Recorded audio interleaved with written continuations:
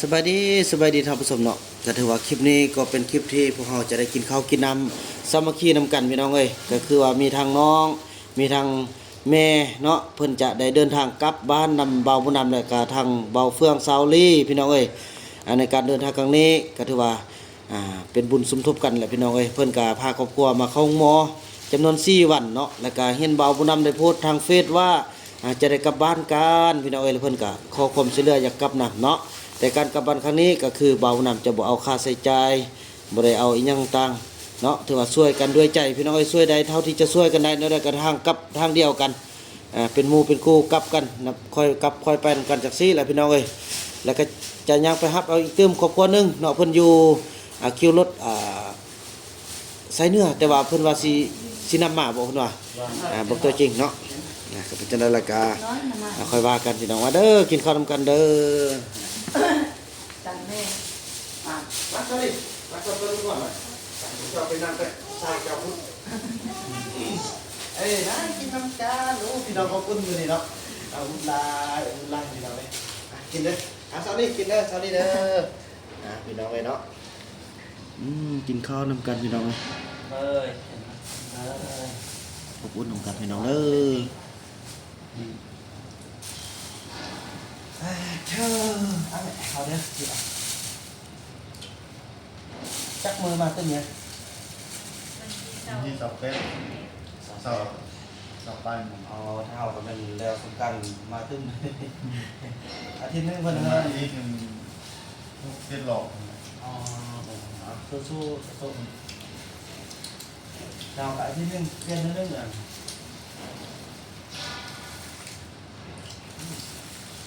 พวกกันมาเสียเดือน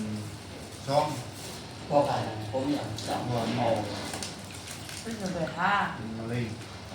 ท่าก่อนอยู่ใครไม่อยู่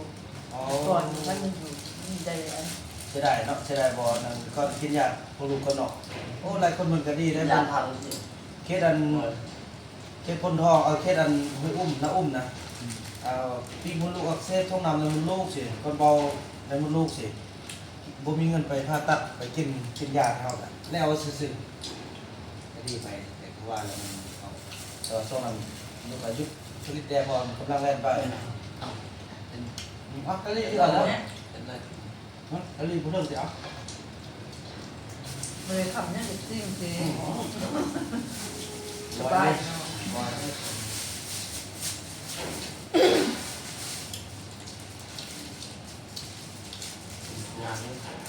ยางกะลีพยานแน่นอนกะลีเนาะก็เป็นอันกินยาดีเด้ แม่มีญาติที่จะกินไหน ผมเป็นนมผมนี่แล้วเขาบอกว่าซื้อนมเสิร์ฟมาก็ได้เขาตามเขาตามกองยาเงินเติมนี่นมเหมือนกันเพราะนั้นเดินมากคุยเปิดคิดช่วยคุย เวลากินช่วยบ้านเด้บอกอยากไปก็เวลาจุ๊บจะบ้านเนี่ยมาขึ้นเด้อเอาไปให้ลูกอย่าลูกบุญเยอะเด้อ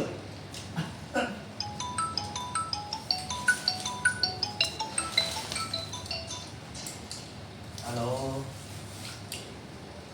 ลโดย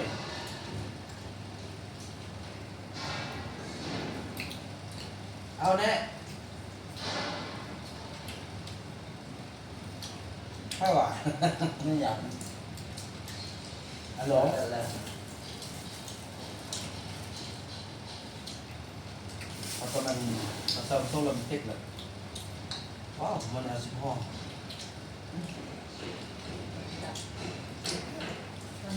โดยขอบใจได้เด้อติดส่งบินหักเครื่องให้เนาะเอาเรายกอันนี้ขึ้นเลยลูกเลยเราหาไปส่งเครื่องส่งยางแล้วเซ็ตบินนั้นแล้วจัดรถจะขึ้นสร้างแนวให้นำอะไรไปพูดว่าจะได้ทั้งทางนอกได้พอมันเบิก ผมมุด ส ไป ลับตาม น้องน้อง ยุคกันลูกแพทย์ซ่องเลยลูกแพทย์2นะครับนี่พวกได้ไปเอาหนัก นั่นฮอดอย่าซื้อว่าลูกเด้อลูกก็เลยไปเรื่องกันคนโทรมาลูกก็ลงโจฮอดอันบนซั่นแล้วก็เอาลงไปลงจังซั่นล่ะ มักน้ำหนอกแม่เดี๋ยวมักนั่งหน้าเมา เบ้ย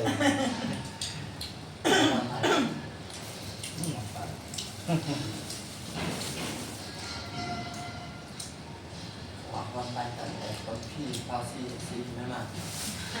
ตอนซี่นี่ไม่มันจะได้ว่าจะเอาเปา ลองแล้วกินกินอันนี้เนี่ย หอม แล้วกินหมูอ่ะคุณหมอ เป็นมัน โดยเดี๋ยวนี้ขึ้นไปทางเดิน เนาะเนาะ อันนั้นกินตัวใดก็กินเลยลูกกินเลยกินข้าวแซมมันมีรายคนกินน้ำกันแต่เมื่อมันแอคสองสามคนเนาะเงินอยู่บนดับก่อนไหม นั่นอยู่ตาวัดนะ ของลูกมันไหน อย่างรุ่นแม่ กำน วันนี้ห้องลองอยู่นั่นน่ะ วันนี้เนี่ยล้างเนี่ยกันล้างลูกกับล้างแม่กันแม่ นั่นช่องพื้นน่ะ ต้องเรียนอะไรเวลา อยู่บนแก้มน้ำพี่น้อง เรื่องเส้นน้ำเขาให้ว่า ข้างบ้านน้องบอกไอ้ความเสี่ยงเลยไอ้ความเสี่ยงเด้อความเสี่ยงเด้อ ำเทียมหูซับ ความเสี่ยงมันมีความเสี่ยงไอ้ ตัวให้เกินชิ้น กดความจะถูกมันบอกให้มีเสียงเพลงนะนั่นต้องไอ้นั่นฟิวนี่แหละแล้วทุนทาซาลีกินข้าวแล้วกันเนาะ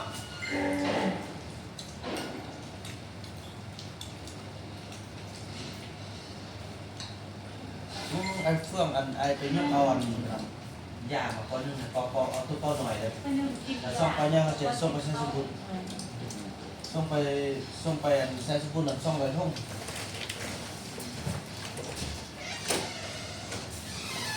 คิดบางนาตามาสิเนี่ยชื่อไหนเอาซื้อเมียเก่าสับมีปลายทางเอาซ้ำทุ่งโด คือเนี่ยเขาได้ซื้อที่เนี่ย โดยและสิส่งพี่ทักเครื่องให้เด้อขอบใจได้เจ้า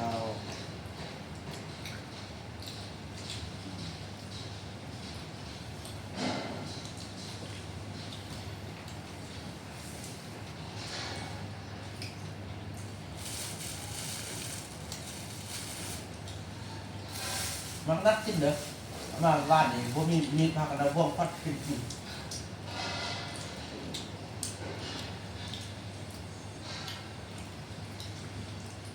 นเด้อเป็นกันเองอิ่มหรอ ยินหรอ อันนี้จะเปลี่ยนนะ 33 ใส่ 32 ใส่ชอบเป็นดาวเนาะใน37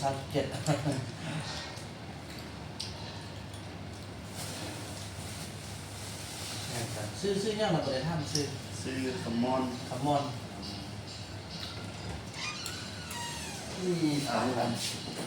เบิ้ง อันนี้หน่อยผมขนาดเนื้อยาว เนี่ยช่องปอแม่ ซอกเป้า แกะออกมาเลย ซอก เอาเดิมมาเลย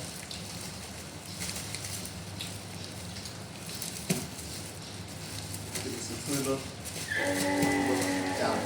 อ๋อครับเรื่องเนี่ย จบ จุก อืม นะครับพรมาที่รถเริ่มดอกเนี่ยเป็นตัวนี้มันตัวเนี่ยนี่อะไรเรียก ถ้าไม่เรียกกาไม่จะให้แม่พามาก็ได้ประเด็นน่ะถ้าแม่พี่น้องมาก็ได้กันเอามาตรงไหน5เดี๋ยวบอก5มันกันจังซี่แหละพร้อมกันกับสมมติสบายดีเลย อันนี้ได้ทำไมน่ะทำไมอันตีบอกคนหวานดีเจ๊ cái này là dạ โอ้โดย นี่ก็เดินแน่มันถามมันสั่ง lái cái này đi มันดีเรื่องอันอัมพฤกษ์อัมพาตเนาะว่าเรื่องอัมพวันความดันไขมันต่ำ อัน สูง นี้เด็กเขาต้องกินกระดิ่งบ่ เป็นแบบใด นี่โซเกียว อ๋อเป็น เส้นภาษา เส้นประสาทเนาะกาโอเคเนี่ยกิน ก็สามารถใส่ ซ้ำท้องเนาะ ก็อันนี้เอามานึ่งเอาเครื่องแม่ตา ดีเส้นที่เด่นนะ ตัวนี้ซ้ำบ่เอาซ้ำ อันเดียวมันบ่ โดยไม่แหละเอาซ้ำดูสิ สาม เอาสาม ดีนี่เดียวกันบ่ โดยนั่นแหละดีเส้นดีเอ็นดีกระเพาะดีลำไส้โดยอยู่ในชุดเดียวเลยโดยอันพวกนึงอันนี้ให้หม้อเดียวเลยนะแต่ต้มได้ซ้ำน้ำแต่ละน้ำมันซ้ำนิดนะต้มเคี่ยวจนยาสุกแล้วก็กิน ใส่โมสามที่ โดย ตัวดีเนี่ยก็ดีเลยเนาะ โดยไม่แหละ ทำไมห้ามเดียวให้เลย แม่น เมื่อเดิมมาอีกเป็นค่ะ เป็นแล้วต้องอะไรต้องการ วันนี้ก็ต้องมาด้วยกัน โดย ข้าวโพดนี่เบอร์มันหลายแล้วนี่ โดย ผมจะไปบ้า ซาดูเด้อเป็นยาทิพย์ยาแก้วเด้อพอเด้อ แล้วก็ฝากหาว่ามันเก็บเส้นเก็บ อ๋อแม่นไล่คนหนึ่งก็ดีก็นิยมกันขนาดนี้นะ มันเห็นเฟซดอกเขาปัจจุบัน อ๋อโดย ก็เห็นเฟซมันก็หนัก โดยแม่นแหละ อะไรที่ว่าเฟซเลย โดย ฝาก จ้า เว้ยเป็นคนแม่ โอ้ยมันเห็นอยู่แล้ว เบอร์โทรไปว่า เพื่อหลายคนจะได้นะ โดยเบอร์โทรอยู่ในซองมันละเด้อข้อมูลติดตามติดต่อข้อมูลนะ จะไม่ได้กำยังบ่ เกี่ยมจังเลยละ ไม่ เกี่ยม กิน นะ แต่เบียร์ทำตอนเรากินมันนะ อ๋อ เบียร์เรา จนกลับ เบียร์เราเนี่ย คารานี่แล้วเบียร์ของดองอาหารทะเลอ้าว ได้เมื่อเราต้องกินตอนเช้าเลยตอนไหนก็ได้ ตอนนั้นก็ได้ก็เป็นอย่าง กินตั้งน้ำไปเด้อ นี่น้ำเดียวไม่โผล่เลยนี่เดียวมันนี่วันนี้จะไม่นอนตัวที่เงินที่ร้านหลัก โดย เอาไปดีเจ้าดีเด้อ จาน เดี๋ยวเราไปนั่งลิ้นนั่ง โดยเข้าใจเมื่อเดิมเมื่อ เนี่ย เมื่อเดิมเมื่อ จิ้มเมื่อวันนี้ มือนี้ โดย เป็นจับอีกไหม เราประมาณอยู่2 อาทิตย์กันเครื่องเอาไว้นี่มัน สองอาทิตย์ เศร้าห้องมันที่ ไป ไป มาแล้วกันมันดีแล้วไล่ซึ่งจะเอาดีเป็นไงแต่ทำดีเด้อ โดยใจไล่กันโอ้น้ำนี่เด้อน้ำกินเด้อ นี่เลย กินสงการนี่โอ้ตอนนี้กินข้าวต้มนะ อันนี้แม่ กินมันหน่อยนะ เข้าไล่นี่ด้วย ผมก็ตื่นจิตใหญ่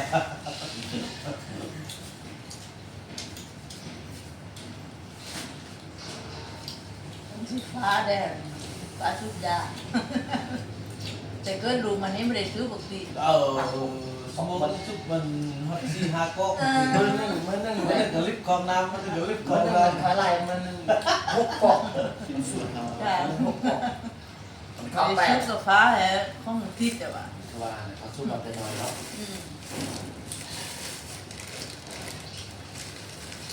ทำไมเห็นไอ้ดำแต่ในน้อที่บ้านคือจะบุสู้กับหอกอันนี้มันเห็ดต้นเยอะเนาะต้นเห็ดต้นอักแก่เป็นมือเนาะ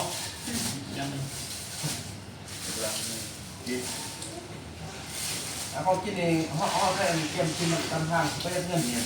จะเงินไปยังครับจะได้เป็นเงินเป็นคำเสมอเนี่ย นั่นเนาะอะไร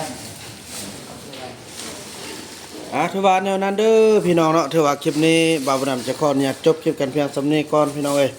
แล้วก็ว่ากันใหม่ในคลิปต่อไปเนาะคลิปนี้บ่าวบ่าวขอกล่าวคำว่าสบายดี